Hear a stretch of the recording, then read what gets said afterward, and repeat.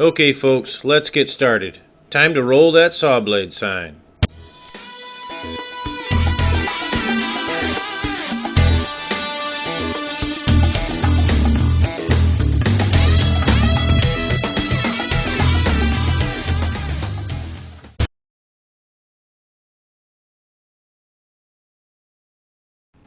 Welcome back to the shop. Have I got a good one for you this time? Wait till you see what these parts I built here on the table turn into. Let me tell you about this a little bit. Everybody's building these desks that we're using for children when they're homeschooled, and then they outgrow the desk. Now what do you do with it? So we had a little bit of an idea that I was going to try to build a desk that you could put in front of a kindergartner. Mom and Dad could adjust it so that it's the right height for the kindergartner.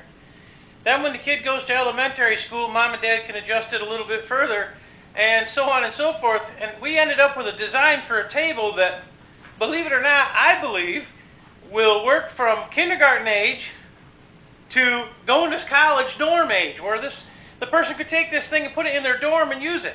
Now, right now it's in a rough state. We're going to paint it. What you see on the table isn't painted, but we lost some footage that I had when I was making the parts, so I'm going to assemble this thing for you. I hope that's entertaining.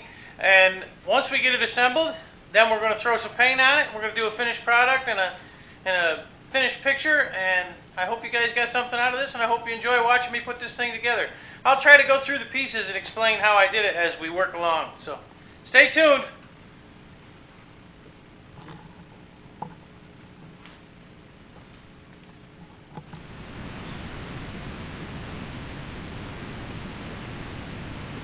Start with the legs. So the design for the legs is like so.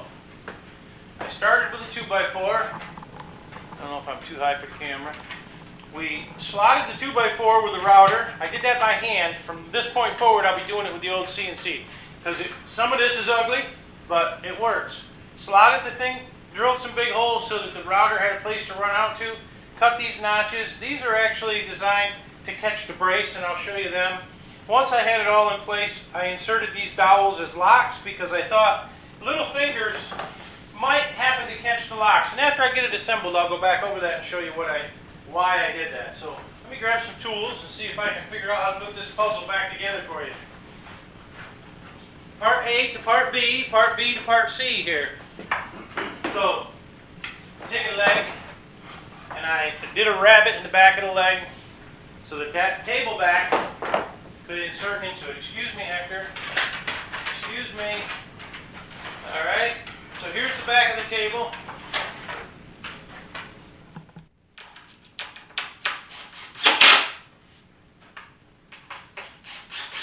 So the back goes on the legs, like so. Sits in that rabbet, like so. A shame that I lost the footage of this being built, because I did some pretty cool tricks on it, and I will have to highlight those in another build, maybe when I build another one of these for somebody or for us. As we got to looking at this thing and putting it together, the concept started out that we were going to use it for, children kindergarten age up through college.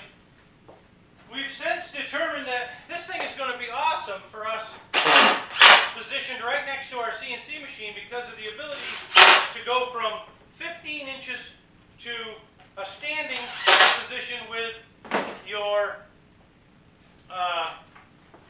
computer. So, as you can see, that's the back. Now we have these legs here. Are they visible in the camera, Lisa? So we have these legs. Let me move around this way, maybe make it a little easier. These legs come out and close. And there's a reason for that, and I'll show you once we continue here. These knobs, I made a few of them by hand. I showed you in the picture last Sunday of these knobs. I have since remade them with the CNC machine. I wanted them a little more uniform. So here's the tabletop. Now, you can see the tabletop has a slot here. Again, kind of ugly. Prototype made with a router. Same thing on the other side. You can see if you can get in here, we got some T-nuts jammed in here with a screw keeper right there, both sides. That's the inside of the table. like so. Now it's a snug fit, and it's snug for a reason. We want it to be as sturdy as we can get with a sliding table. We've got these two flower looking nut things. I'm going to climb up here on the table, put this together. I would normally be doing this on the ground, but for the sake of the camera, I'm going to do it up in the air. And to show my agility on a table. And to try and hit that hole there that I can't see. Alright. So I get this. I obviously didn't practice this. I'm doing this off the cuff to show you how it goes together. Now I've got these bolts extra long so that if by chance you loosen them up, they don't fall out. Alright, there's that one. Excuse me, Hector again. Number one shop helper is always on the job. Alright. Spin this around, make it easier on myself. Trying to show you in the camera. I probably got a little glue on them. Alright. So there's that. Now, the table slides out. And here's where the adjustability comes in. As you can see, you can slide this table to any height you want. I'm going to pick a conservative height, something like, let's go to this notch. Snug up these lock nuts, just enough so that I can continue the play here. Alright, here's the braces. They actually pick up each notch. As you raise this, it will come up to each notch. Now in this prototype, this notch is unnecessary. I've got one too many notches, but it still works. So, let's see, we need this and this. As you can see, we've got a T-nut jammed in there with some 5-minute epoxy. Bolt goes through from the inside, comes all the way through the bracing. This is kind of like putting furniture together from that place that I'm not going to talk about. Then we put this on here. Snug that up, adjust for 90 degrees.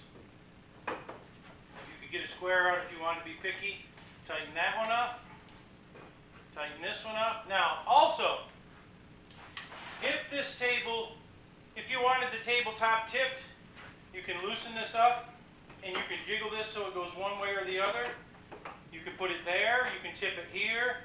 You can get as extreme as that so it becomes a writing desk. If you want 90, you just have to adjust the slide until you hit 90. Tighten it up again, we want 90. Now, as I said earlier, I was concerned about little fingers unhooking this and it falling or collapsing. So in Sunday's video, I showed you the negative of this. This is the positive, and what this does is it accepts that T-nut on the other side and one of these flowery type cogs again. When this is standing up, it'll become easier to see, but I can show you this side first. So this locks into those pegs, so little fingers, once you tighten this up, can't get that out and get pinched. Now, I wanted to show you one thing here before I continue. The other part of this design was so that if you had it in your bedroom, you could take this off like so and completely fold this thing down and slide it under your bed. Slide it back out, put it back in the position you want, and stand it back up. It's not that heavy. I'm like a infomercial here with the way I'm trying to present this thing without being able to build it. But like I said, it was pretty cool building it, going through all the steps. We'll put this one back on here. Like that, snug him up. Hector hit the camera, sorry. Snug him up. Number one shop helper is doing some photography. Come on, buddy. Come here. Over there. Alright, let's turn it around, put the other side in. Like this. Grab this one. This. Now, I'm going to take that off because I didn't do that very well yet. You don't need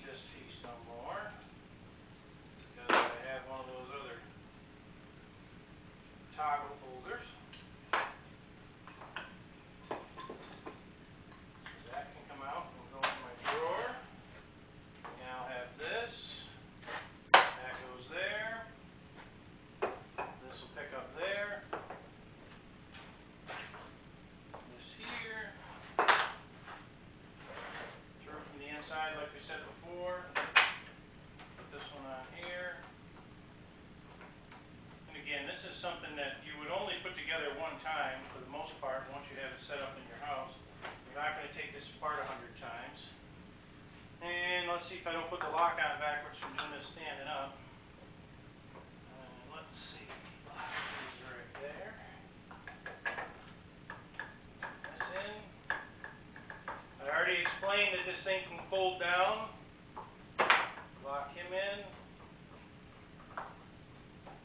Now, I am going to stand this up on the floor so that I can fight those locks. Which side, Lisa? Over here? Let's go However here. you want to go. Do you want to help? Let's go here. Slide this down on the Just floor. gonna follow the lock pin out. Alright. Now, the legs on the bottom come out. I don't know if you can see that with the position Lisa may have to adjust. Your legs come out.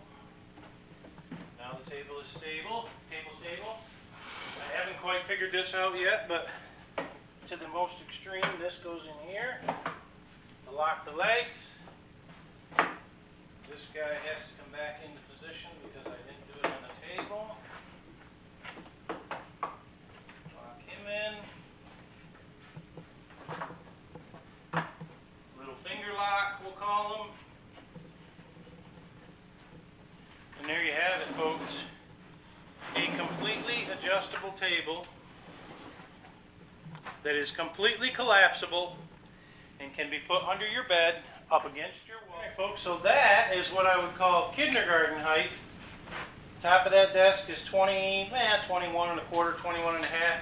The reason we made those long, those bolts, was so that those toggles, those wheels, cogs, will sit in between these and you can take them out, go down and bring them back in. That creates another spot where a little guy or a little girl can't move things. But the lock is into the last peg. This is tight. We've got everything in place. This has been like an incredible piece to build. There's one more thing I need to prove. I think the quality control department will agree that this little table that looks kind of kooky and has got a whole bunch of moving parts is definitely strong enough to handle my 200 pounds. It's a sturdy table. It's a nice little table. It's fully adjustable up to right here where I can put a laptop and work at that Shapeoko very, very comfortably. It's light. When you want to lay it down, put it underneath the bed, lay it down, flatten the things out, slide it under the bed. Let's slide it under the bed. When you're done, slide it back out, put it together, stand it back up. And there it is, folks. A fully adjustable table from kindergarten to adult, from kindergarten to college, from little toddler working at home from homeschool, from distance schooling to anywhere in between.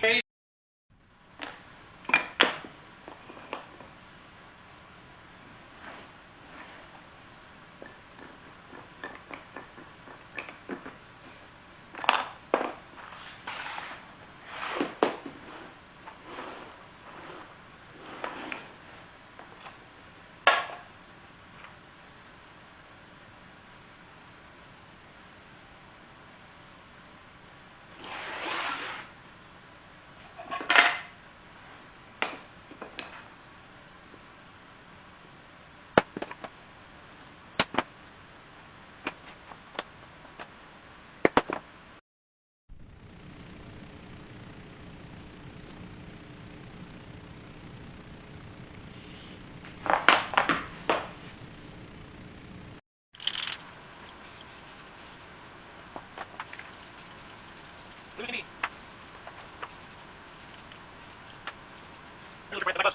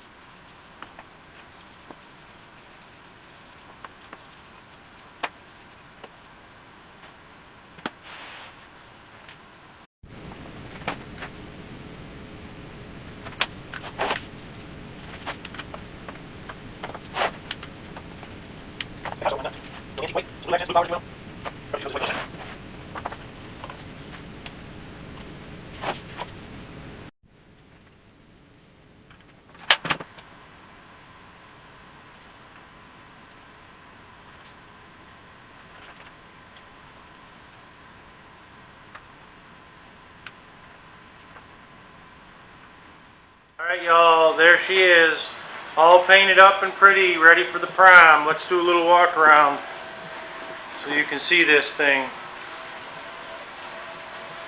Crazy blue and white just because I thought it looked pretty. You can see who the builder is in the back of this, just basically faded, watermark. Not too bad for a couple pieces of plywood and some handy dandy tricks.